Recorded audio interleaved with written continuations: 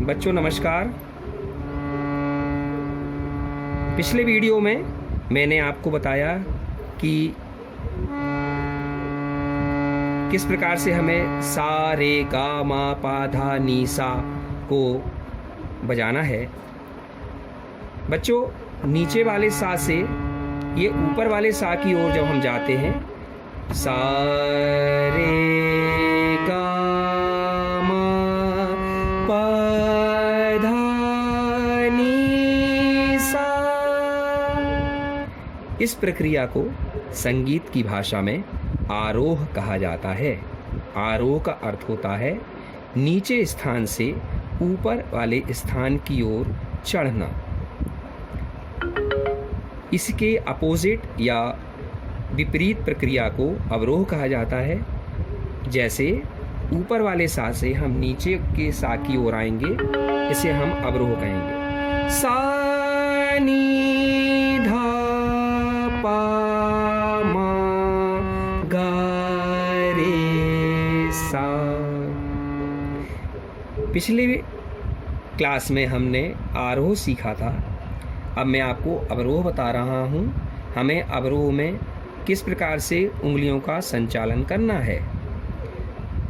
जैसे हम आरोह में जिस बटन को जिस उंगली से दबाते हुए आगे बढ़े थे, अवरोह में भी हमें उसका पालन करना है।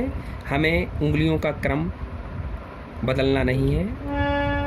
सा पहली उंगली से, नी अंगूठे से, धा तीसरी उंगली से, पा बीच वाली उंगली से, मा पहली उंगली से, गा अंगूठे से, रे दूसरी उंगली से और सा ये पहली उंगली से। अब मैं आरोह और अवरोह एक साथ बजा रहा हूँ। आप ध्यान से इसका अवलोकन करें और इसी प्रकार आप भी बजाने का अभ्यास करेंगे।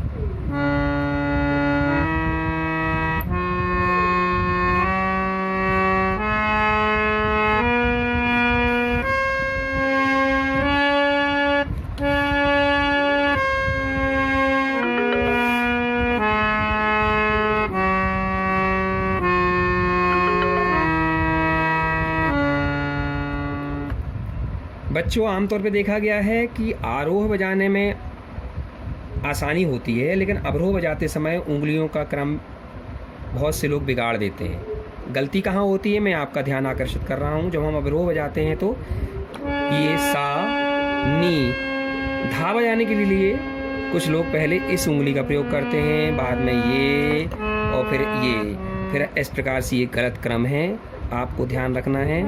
अवरोह में भी तीसरी उंगली पहले, दूसरी, पहली, फिर अंगूठा, दूसरी और पहली। इस प्रक्रिया को याद रखने के लिए एक छोटा सा सूत्र मैं आपको दे रहा हूँ। उंगलियों का जो हमारा क्रम है, इनको हम नाम दे देते हैं। इस उंगली को हम एक कहेंगे, इसे दो कहेंगे, इसे तीन कहेंगे और अंगूठे के लिए आप जानते हैं अंग्रेजी में अंगूठे को थंब कहा जाता है, इसके लिए हम थंब शब्द का प्रयोग करेंगे। अब देखिए मैं जो सूत्र बता रहा हूँ आप उसे याद रखेंगे तो आपको आरोह और अवरोह बजाने में बिल्कुल भी परेशानी नहीं होगी। एक दो थंब, एक दो तीन थंब एक, एक दो थंब, एक दो तीन थंब एक, एक दो थंब, एक दो तीन थंब एक। अवरोह में एक थंब तीन दो, एक थंब दो एक, एक थंब तीन दो, एक थंब दो एक। आप बार बार इसको बोलें और बजाएं, आपको ये याद हो जाएगा और कभी भी आप इसमें कोई गलती नहीं करेंगे। मुझे उम्मीद है ये प्रक्रिया से आप हारमोनियम पर आरोह और अवरोह बजाना आसानी से सीख जाएंगे। अगली कक्षा में मैं आपको हारमोनियम बजाने के लिए कुछ अलंकार भी बताऊंगा।